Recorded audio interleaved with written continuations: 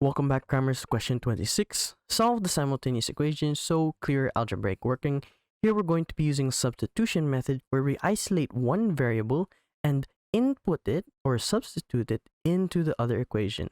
Here I'm going to isolate y, so that means y is equal to 3x minus 7. And now that I found y, I can actually substitute it here to find what x is.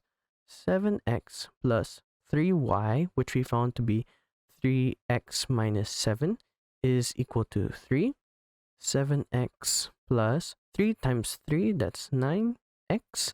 3 times negative 7 is negative 21, is equal to 3. We bring 21 to the other side, and 7x plus 9x is 16x. We have 3 plus 21. 16x is equal to 3 plus 21, that's 24. And we can divide both sides by 16, divide by 16, this cancels out. And we can use our calculator here. We have 24 divided by 16, gives us 3 over 2. So x is 3 over 2. 3 over 2. And now that we have what x is, we can substitute it into this equation to find out what y is. Y is equal to 3 times 3 over 2 minus 7.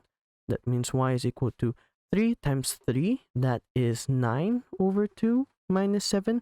We can rewrite 7 to y is equal to 9 over 2. We can rewrite 7 to 14 over 2. And that means we have 9 minus 14. That gives us negative 5 over 2.